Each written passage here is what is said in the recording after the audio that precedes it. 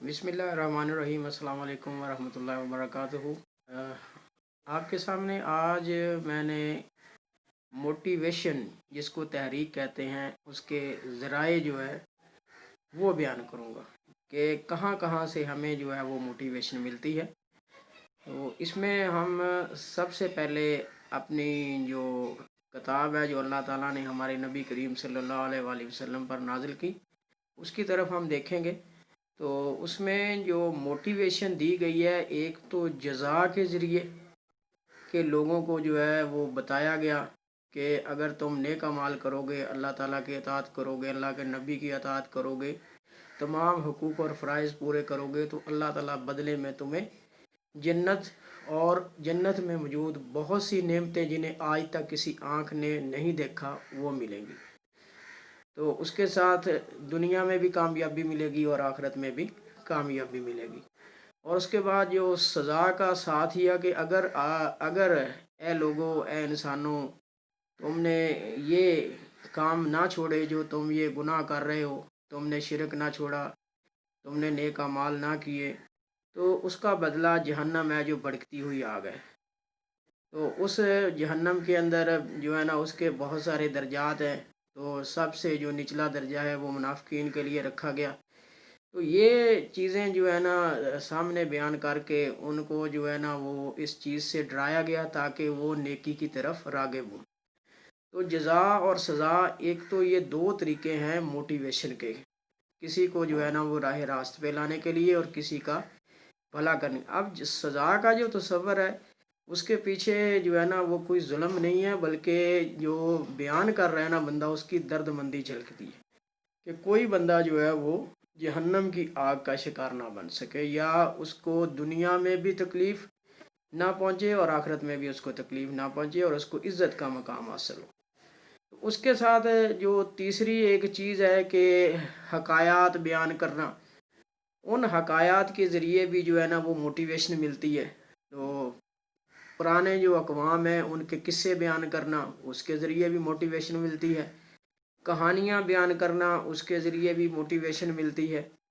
तो इस तरह एक जो है ना वो इनर मोटिवेशन होती है और एक आउटर मोटिवेशन होती है। इनर जो है ये इंसान के अंदर से जो है ना वो खुद ब खुद निकलती है।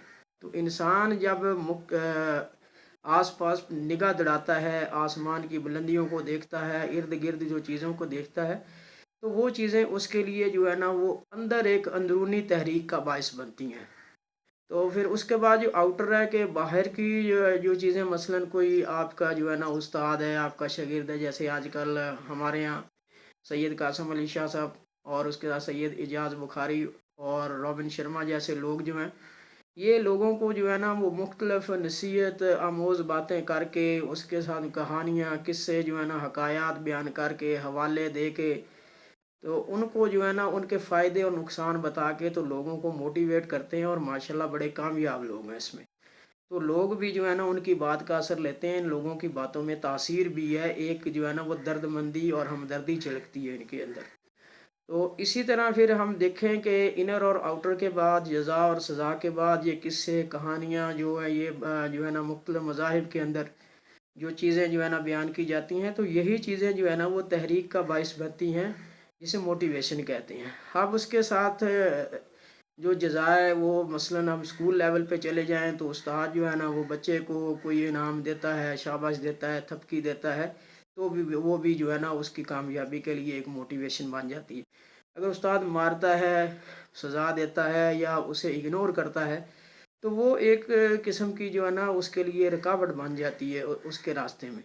बाज़ का तो जो सज़ा है वो दी गई फ़ायदा मंद साबित होती है, लेकिन अक्सर औक़ात जो है वो नुकसानदेह भी साबित होती है। तो इस तरह ये हमारे यहाँ जो मोटिवेशन के मुख्तलिफ़ ज़राए हैं वो यही हैं। तो इनके अलावा भी अगर कोई और भी होंगे तो जिनको मज़ीद जो है वो उन पे रिसर्च करने की ज़रूरत है कि मोटिवेशन हमें कहाँ कहाँ से हासिल होती है। तो एक मोटिवेशन हमें किरदार के ज़रिए से भी हासिल होती है। तो लोगों को हम देख के जो है ना उनके मुताबिक अपना जो है ना वो किरदार बनाते हैं, अपने किरदार को तश्कील देते हैं, उसकी तामीर करते हैं। तो उम्मीद है कि आपको मोटिवेशन के इन ज़राए جو میں نے بیان کیے وہ پسند آئے ہوں گے. مزید بھی آپ اس پہ ریسرچ کیجئے گا. تو اگر آپ میری ویڈیو کو لائک کر رہے ہیں تو اس کو شیئر کیجئے گا اور میرے چینل کو سبسکرائب کیجئے گا. Thank you so much to listen the video.